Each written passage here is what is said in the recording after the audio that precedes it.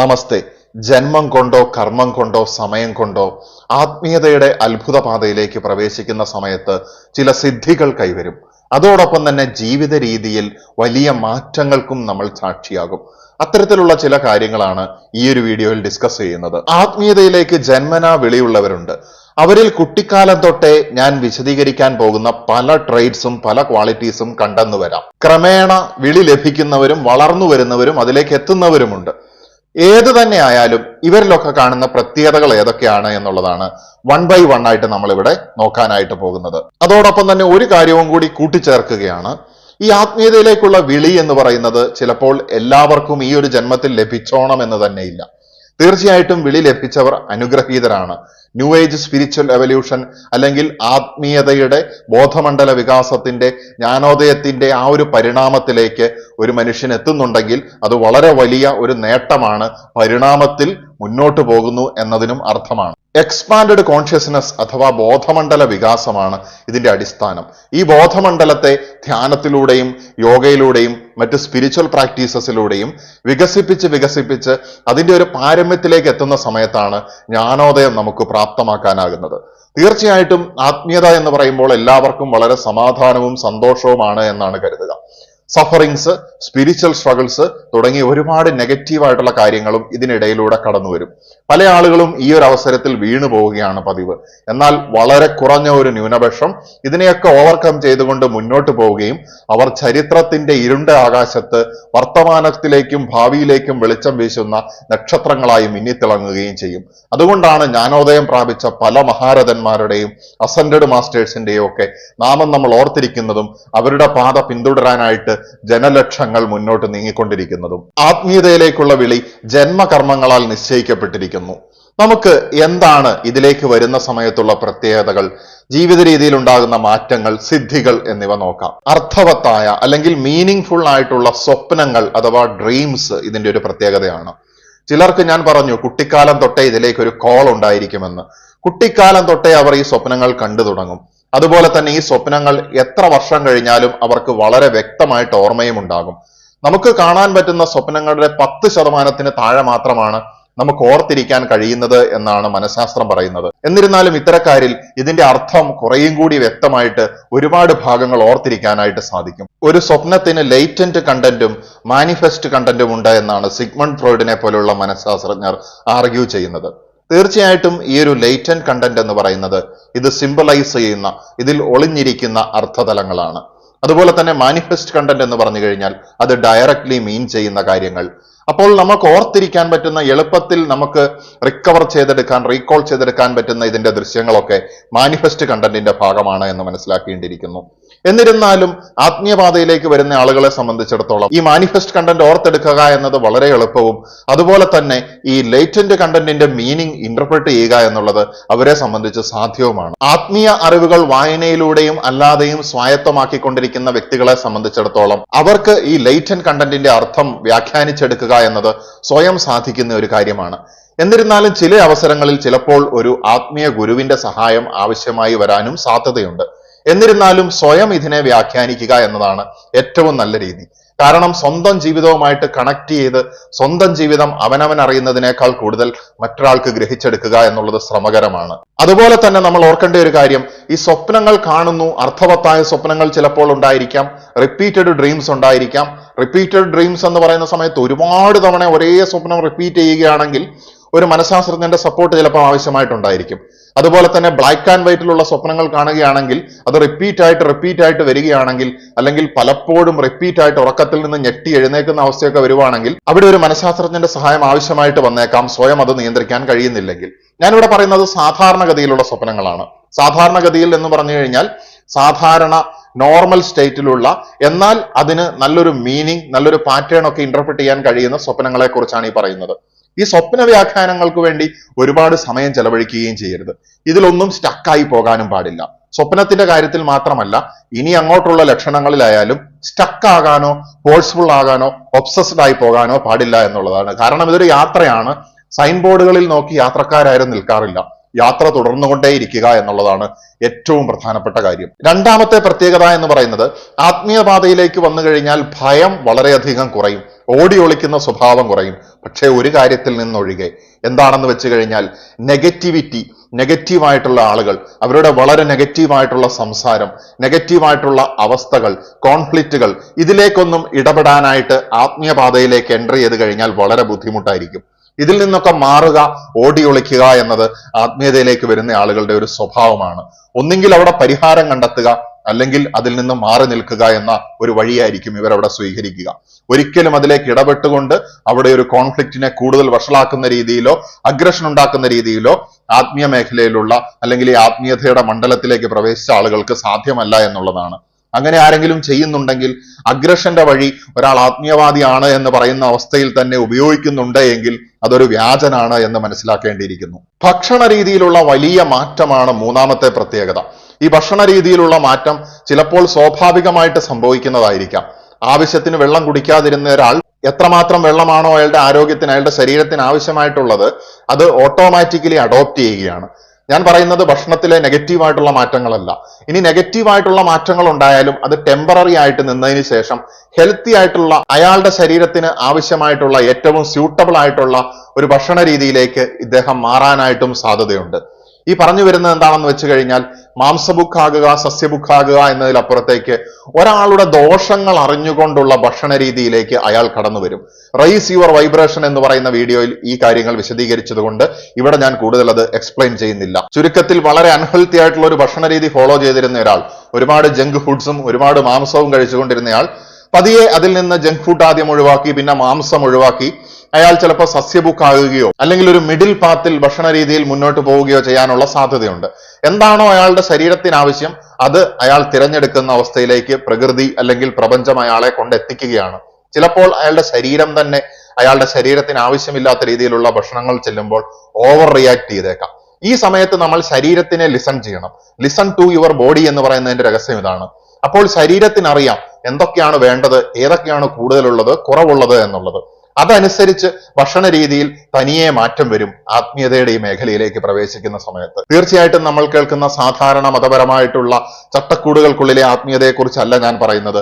ഒരു മനുഷ്യനെ സെൽഫ് ആക്ച്വലൈസേഷനിലേക്കും അതിനുശേഷം ട്രാൻസ്പേഴ്സണൽ സെൽഫിലേക്കും അതിനുശേഷം ജ്ഞാനോദയത്തിലേക്കും എത്തിക്കുന്ന തരത്തിലുള്ള യഥാർത്ഥ ആത്മീയതയെക്കുറിച്ചാണ് ഇവിടെ സംസാരിക്കുന്നത്. ഇതിൽ മനഃശാസ്ത്രമുണ്ട്, ഇതിൽ ഭൗതിക ശാസ്ത്രമുണ്ട്, ഇതിൽ ശാസ്ത്രത്തിന്റെ എല്ലാ വശങ്ങളുമുണ്ട്, ഇതിൽ മതങ്ങളിൽ നിന്നുള്ള കാര്യങ്ങളും എല്ലാത്തിന്റെയും നല്ല എസൻസ് കൂട്ടിച്ചേർത്തുകൊണ്ടാണ് നവയുഗത്തിന്റെ ആത്മീയത പടുത്തുയർക്കപ്പെടുന്നത്. തീർച്ചയായിട്ടും ഈ ഒരു കാലഘട്ടത്തിൽ നമ്മൾ പൂർണ്ണമായിട്ടുള്ള ഭൗതികവാദ അവസ്ഥയിലേക്കല്ല പോകുന്നത് എന്നുള്ളതും, നമ്മൾ ആത്മീയതയിലൂടെ ലോകത്തിന്റെ അനന്തമായ അതിരുകളില്ലാത്ത ആ ഒരു പ്രപഞ്ചത്തിന്റെ അനന്തതയിലേക്ക് സഞ്ചരിച്ചു കൊണ്ടിരിക്കുകയാണ് എന്നും നമ്മൾ മനസ്സിലാക്കേണ്ടിയിരിക്കുന്നു. പലരും എന്നോട് സംശയം ചോദിക്കാറുണ്ട്, ധ്യാനവും യോഗയും ഒക്കെ കൂട്ടിച്ചേർത്ത് കൊണ്ടുപോകുന്ന സമയത്ത് സസ്യബുക്കാകണമോ മാംസബുക്കാകണമോ എന്നുള്ള കാര്യം. ഇവിടെ എനിക്ക് പറയാനുള്ളത്, നമ്മളൊരു പൂർണ്ണമായിട്ടുള്ള സസ്യബുക്കായി കഴിഞ്ഞാൽ നമുക്കതിന് വേണ്ടിയിട്ടുള്ള എല്ലാവിധ ആവശ്യമുള്ള സാധനങ്ങളും ശരീരത്തിന് ലഭിക്കുന്ന രീതിയിൽ സമീകൃതമായിട്ടുള്ള ഒരു ഡയറ്റ് ഫോളോ ചെയ്യാനുള്ള കപ്പാസിറ്റി നിങ്ങൾക്കുണ്ടെങ്കിൽ നിങ്ങൾക്ക് സസ്യബുക്കാകാം. അല്ലെങ്കിൽ നിങ്ങൾക്ക് ഭക്ഷണത്തിന്റെ കാര്യങ്ങളിൽ ഏറ്റക്കുറച്ചിലുകളുള്ള ഒരു മേഖലയിലാണ് ഉള്ളതെങ്കിൽ നിങ്ങൾക്ക് ചിലപ്പോൾ ഒരു മിക്സഡ് ആയിട്ടുള്ള അപ്രോച്ച് ഫോളോ ചെയ്യേണ്ടി വരും. പക്ഷേ ഒരിക്കലും മാംസം പോലുള്ള കാര്യങ്ങൾ അധികമാകാതിരിക്കാനായിട്ട് ശ്രദ്ധിക്കുക. അതോടൊപ്പം തന്നെ നമ്മളുടെ ശരീരത്തിന്റെ ദോഷങ്ങൾ മനസ്സിലാക്കിക്കൊണ്ട് ഭക്ഷണ ക്രമീകരണങ്ങൾ വരുത്തുക.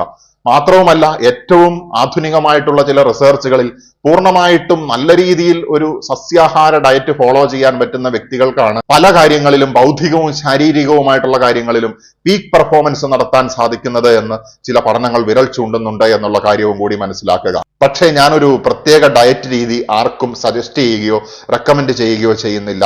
കാരണം അതെന്റെ ജോലിയല്ല എന്നതുകൊണ്ട് തന്നെ. അടുത്ത കാര്യം എന്ന് പറയുന്നത്, ഇന്നത്തെ ആധുനിക തലമുറയുടെ ഉറക്കത്തിന്റെ സമയം വളരെ പരാജയമാണ്. രാത്രി 11 മണി തൊട്ട് 3 മണി വരെ ശരീരത്തിൽ ഡീറ്റോസിഫിക്കേഷൻ പ്രോസസ്സ് കരളിൽ നടക്കുന്ന സമയത്ത് ശരീരത്തിലെ മറ്റവയവങ്ങൾക്കൊക്കെ റെസ്റ്റ് കൊടുക്കണം എന്നുള്ളത് നിർബന്ധമായിട്ടുള്ള ഒരു കാര്യമാണ്. 3 മണിക്ക് ബ്രഹ്മാവ് കണ്ണു തുറക്കുന്ന സമയമാണ് എന്ന് പുരാണങ്ങളിൽ പരാമർശിച്ചിരിക്കുന്നു. ഇത് വളരെ കാലം മുൻപേ മഹർഷിമാർ മനസ്സിലാക്കുകയും അനുവർത്തിക്കുകയും ചെയ്തിരിക്കുന്നു. അതുപോലെ തന്നെ ആധുനിക പഠനങ്ങളിൽ തെളിഞ്ഞിരിക്കുന്നത് ആദ്യകാലങ്ങളിലൊക്കെ 6 മണിക്കൂർ മുതൽ 8 മണിക്കൂർ വരെ ഉറക്കം എന്നുള്ള രീതിയിലായിരുന്നു. ഇപ്പോഴത് മാറി മറിഞ്ഞ് പിന്നീട് 7 മണിക്കൂർ തൊട്ട് 8 മണിക്കൂർ വരെ വരണമെന്നായി. ഇപ്പോഴാകട്ടെ അത് 7 മുതൽ 9 വരെ എന്നുള്ള രീതിയിലേക്ക് മാറിയിരിക്കുകയാണ്. ഉറക്കത്തിന്റെ അളവ് ഓരോരുത്തരുടെ ശാരീരിക പ്രത്യേകതകൾ അനുസരിച്ച് വ്യത്യാസമുണ്ടെങ്കിലും നമ്മൾ തീർച്ചയായിട്ടും നമ്മുടെ ശരീരത്തിന് ആവശ്യമായിട്ടുള്ള ഉറക്കം ശാസ്ത്രം നിഷ്കർഷിക്കുന്ന രീതിയിൽ, അതുപോലെ തന്നെ പുരാണങ്ങൾ നമ്മൾക്ക് സജസ്റ്റ് ചെയ്ത രീതിയിൽ കൊടുക്കേണ്ടതുണ്ട്. അപ്പൊ ഈ ഉറക്കത്തിന്റെ പാറ്റേൺ പരാജയപ്പെട്ടിരിക്കുന്ന അവസ്ഥയിൽ നിന്ന് കുറച്ച് കൂടുതൽ ഉറങ്ങാനുള്ള ടെൻഡൻസി ആത്മീയപാതയിലേക്ക് വരുമ്പോൾ ഉണ്ടാകാനുള്ള സാധ്യതയുണ്ട്. തീർച്ചയായിട്ടും ആത്മീയതയിലേക്കുള്ള വരവ് എന്ന് പറയുന്നത് നാശത്തിനുള്ള പദ്ധതിയല്ല, ക്ഷേമത്തിനുള്ള പദ്ധതിയാണ്. ഇവിടെ ശാരീരികവും മാനസികവും ആത്മീയമായിട്ടുള്ള വളർച്ചയാണ് ഉദ്ദേശിക്കുന്നത്, ഉന്നമനമാണ് ഉദ്ദേശിക്കുന്നത്, അതിന്റെ ഏറ്റവും നല്ല സ്റ്റേജിലേക്ക് എത്തുക എന്നുള്ളതാണ് ഉദ്ദേശിക്കുന്നത്. അപ്പോൾ നമ്മുടെ ശരീരവും മനസ്സും ശാരീരികവും മനഃശാസ്ത്രപരവുമായിട്ടുള്ള ചേഞ്ചസ് അഡാപ്റ്റ് ചെയ്ത് എടുക്കും എന്നുള്ളതാണ്. കാരണം ഈ ഒരു ബോഡി, ഈ ഒരു എഞ്ചിൻ ആവശ്യത്തിന് ശക്തിയുള്ളതും പ്രവർത്തനക്ഷമവുമാക്കിയെങ്കിൽ മാത്രമേ ഈ വരാനിരിക്കുന്ന ഉയർന്ന ഊർജത്തിനെ താങ്ങാനായിട്ട് ഈ ശരീരത്തിന് സാധിക്കുകയുള്ളൂ. അതുകൊണ്ട് തന്നെ ആത്മീയതയിലേക്ക് വരുന്ന സമയത്ത് ഉറക്കത്തിന്റെ പ്രാധാന്യം മനസ്സിലാക്കുകയും ആവശ്യമായിട്ടുള്ള രീതിയിൽ ഈ പറഞ്ഞതുപോലെ 8 മണിക്കൂറോ 9 മണിക്കൂറോ ഉറക്കം കൊടുക്കുകയും അത് രാത്രി 11 തൊട്ട് 3 മണി വരെ പരമാവധി കൊടുക്കാനായിട്ട് ശ്രമിക്കുന്ന രീതിയിലേക്കും നമ്മുടെ ശരീരത്തിന് ഈ ഒരു പ്രകൃതി അല്ലെങ്കിൽ പ്രപഞ്ചം മാറ്റും എന്നതാണ് അത്ഭുതകരമായിട്ടുള്ള മറ്റൊരു കാര്യം. ഞാൻ പറഞ്ഞു, ഉയർന്ന ഊർജം സ്വീകരിക്കാൻ പാകത്തിന് നമ്മുടെ ഈ ഒരു ശരീരത്തിനെ ശക്തിപ്പെടുത്തേണ്ടതുണ്ട് എന്നുള്ളത്. തീർച്ചയായിട്ടും ആത്മീയതയിലേക്ക് പോകുമ്പോൾ വളരെ വ്യത്യസ്തമായിട്ടുള്ള അനുഭവങ്ങളും അത്ഭുതങ്ങളും എക്സൈറ്റ്മെന്റുകളും അതുപോലെ തന്നെ ചിലപ്പോൾ നെഗറ്റീവായിട്ടുള്ള അവസ്ഥകളും നമുക്കുണ്ടായേക്കാം. ഇതിനെയൊക്കെ മറികടക്കാനായിട്ടുള്ള ഏറ്റവും ബെസ്റ്റ് മെത്തേഡാണ് യോഗ എന്ന് പറയുന്നത്. യോഗ ആക്സസ് ചെയ്യാൻ പറ്റാത്ത ആളുകൾക്ക് മറ്റു രീതിയിലുള്ള ശാരീരിക വ്യായാമ രീതികളും നോക്കാവുന്നതാണ്.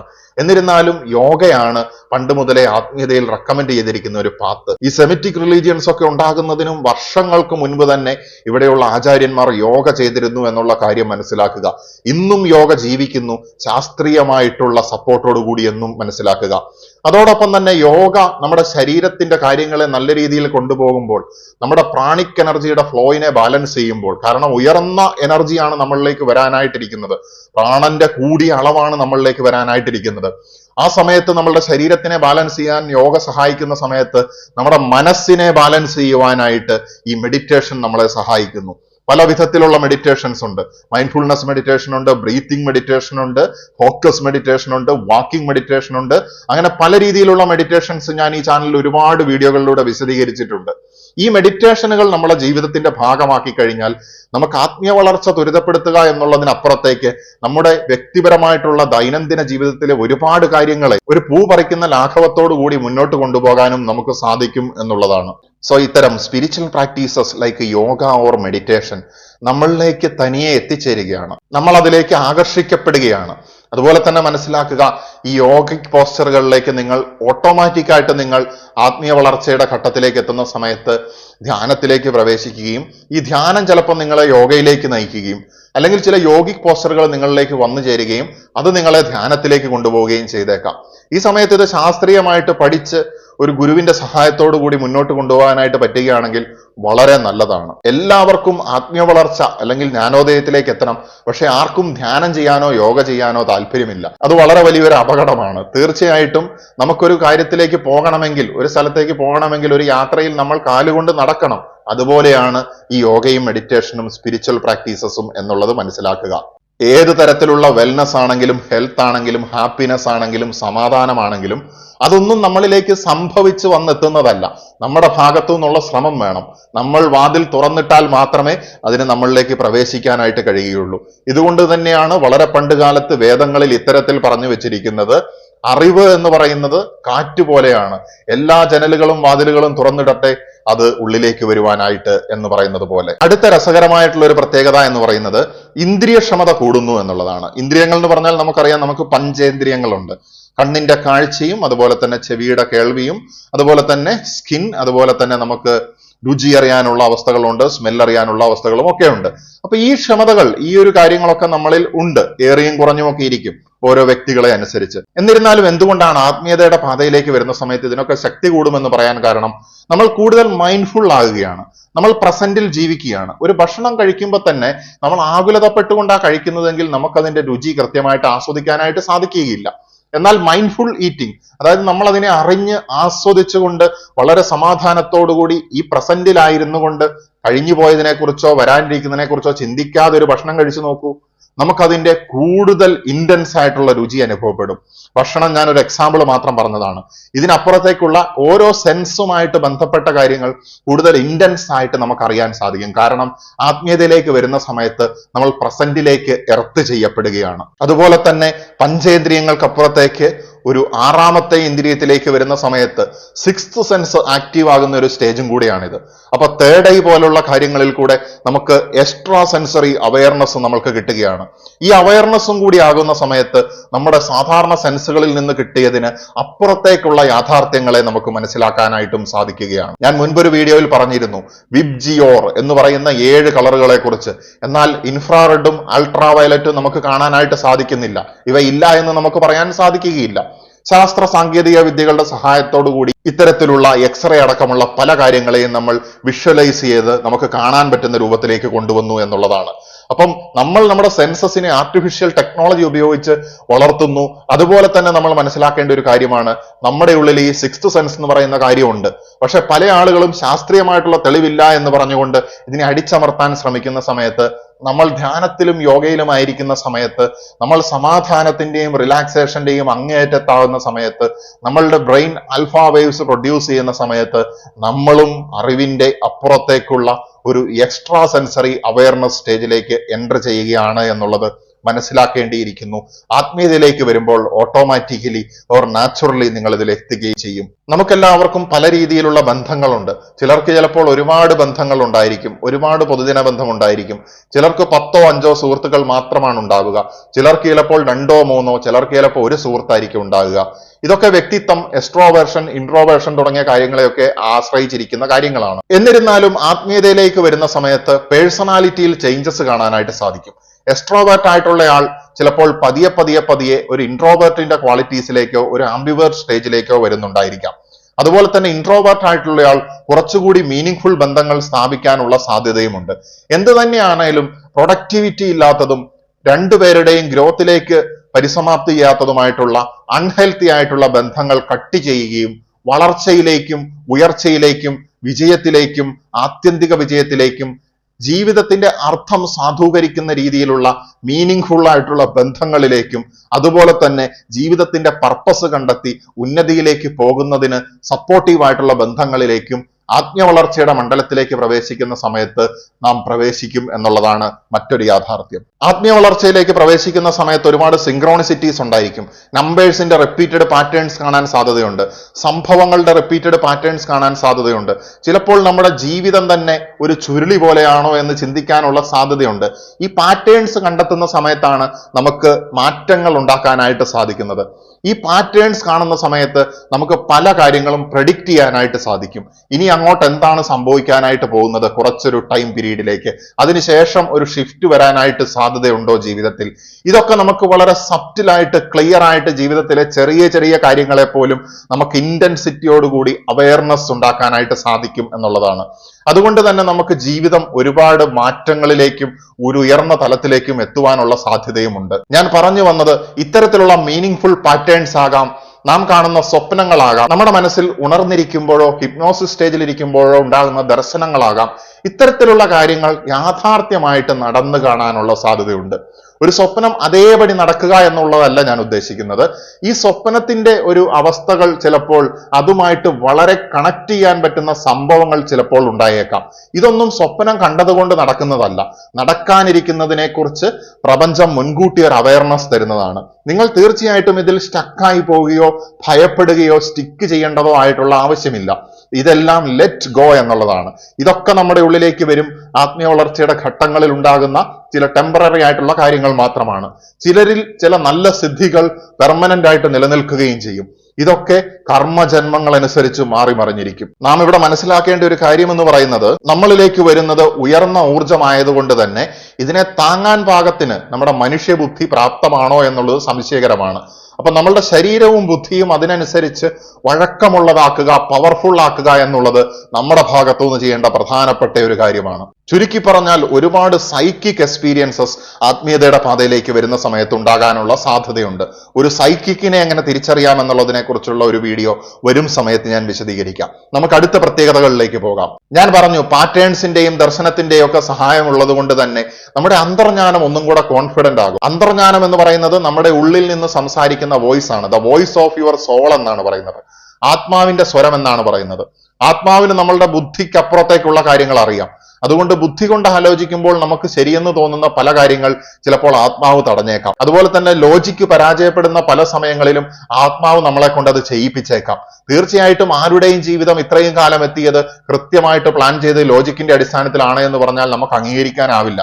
ഈ കോയിൻസിഡൻസസ് എന്ന് പറയുന്ന കാര്യം, അല്ലെങ്കിൽ ജീവിതത്തിൽ ഓരോ മൊമെന്റ്സും അൺഫോൾഡ് ചെയ്തു വരുന്ന ഈ ഒരു അവസ്ഥയെ അന്തർജ്ഞാനത്തിലൂടെ മനസ്സിലാക്കുവാനും അന്തർജ്ഞാനത്തിനെ ശ്രവിച്ചുകൊണ്ട് ഓരോ കാര്യങ്ങൾ ചെയ്തുകൊണ്ട് മുന്നോട്ട് പോകുവാനുള്ള അവസ്ഥ ആത്മീയ വളർച്ചയുടെ ഘട്ടത്തിലേക്ക് വരുന്ന സമയത്ത് ലഭിക്കുന്ന മറ്റൊരു സിദ്ധിയാണ്. ബൈബിൾ പരിശോധിച്ചു കഴിഞ്ഞാൽ നിങ്ങൾക്ക് കാണാനായിട്ട് സാധിക്കും, വളരെ ക്ഷമാശീലനും അതുപോലെ തന്നെ അഹിംസയുടെ പാതയിൽ നടന്നതുമായിട്ടുള്ള ഒരു വ്യക്തിത്വമായിരുന്നു യേശു ക്രിസ്തു. അദ്ദേഹം തന്നെ ദേവാലയത്തിൽ കച്ചവടം ചെയ്തവരെ അടിച്ചോടിക്കുകയാണ് കോപാകുലനായിക്കൊണ്ട്. അങ്ങനെ ഒരു സാഹചര്യം നിങ്ങൾക്ക് കാണാനായിട്ട് സാധിക്കും.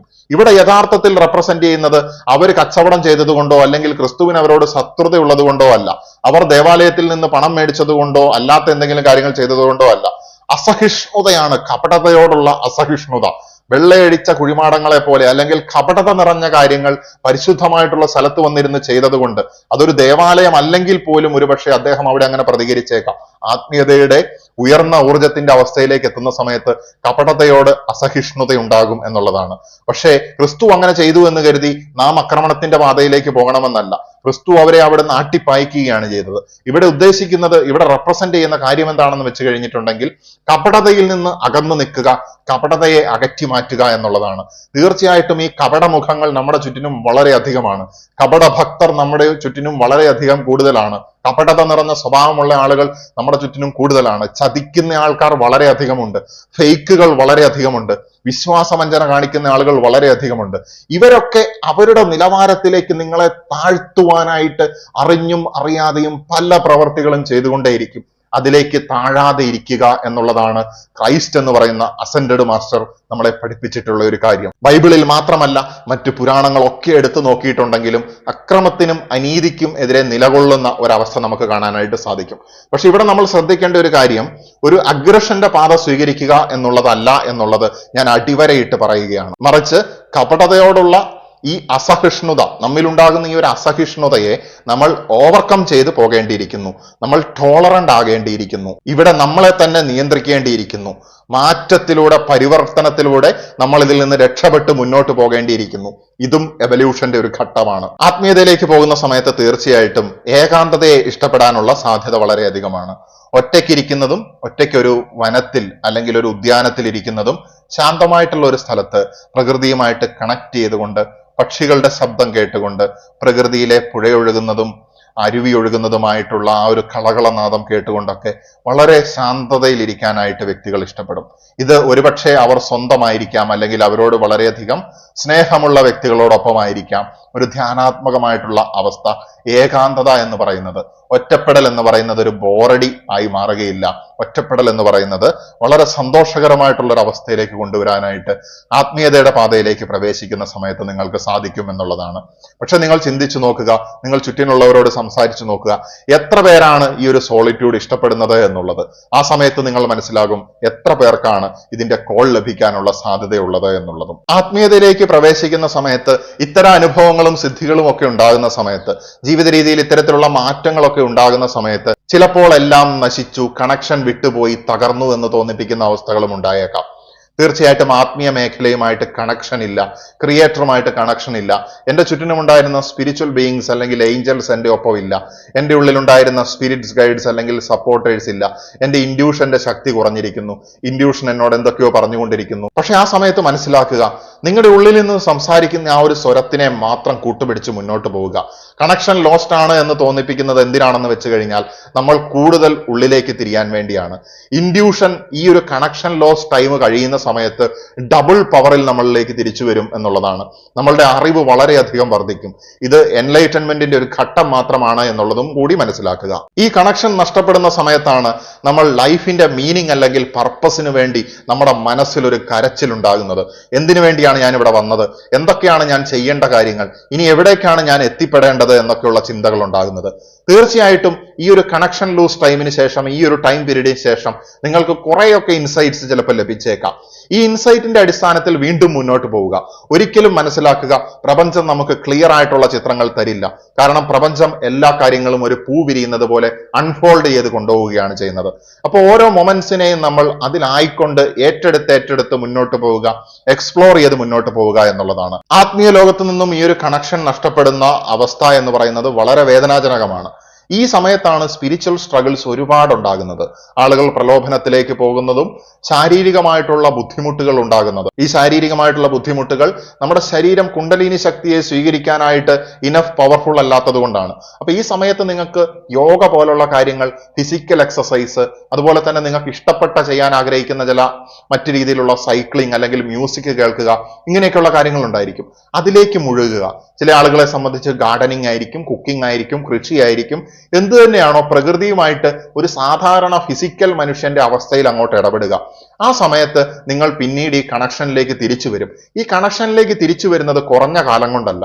ചിലപ്പോൾ 1 വർഷമോ 2 വർഷമോ 3 വർഷമോ 4 വർഷമോ 5 വർഷമോ അതിലേറെയോ എടുത്തേക്കാം. പക്ഷെ ആ സമയത്ത് നമ്മൾ എങ്ങനെ ഒരു സാധാരണ മനുഷ്യന്റെ ജീവിതം റിയലൈസ് ചെയ്യുന്നു എന്നുള്ളത് വളരെ പ്രധാനമാണ്. ഇതിനുശേഷം നിങ്ങളുടെ ഇൻസൈറ്റിന്റെ ലെവല് വളരെയധികം ഹൈ ആയിരിക്കും. നിങ്ങൾ തന്നെ വിചാരിക്കും, എനിക്ക് ഇത്തരത്തിലുള്ള ജ്ഞാനം എവിടെ നിന്ന് വരുന്നു എന്നുള്ളത്. പിന്നീട് നിങ്ങൾ തിരിച്ചെത്തുന്ന സമയത്ത് ആത്മീയതയിലേക്ക് റീകണക്റ്റഡ് ആകുമ്പോൾ നിങ്ങൾ ഒരുപാട് ഉയരങ്ങളിലായിരിക്കും നിങ്ങളെ തന്നെ കണ്ടെത്തുക. നിങ്ങൾ സമൂഹത്തിലേക്ക് നോക്കുമ്പോൾ അതിൻ്റെ ഇല്യൂഷൻസ്, ത്രൂ ദ ഇല്യൂഷൻസ് നിങ്ങൾക്ക് റിയാലിറ്റിയെ കാണാനായിട്ട് സാധിക്കും. ആ സമയത്ത് നിങ്ങൾ മനസ്സിലാക്കും, society is an illusion and individuals are real.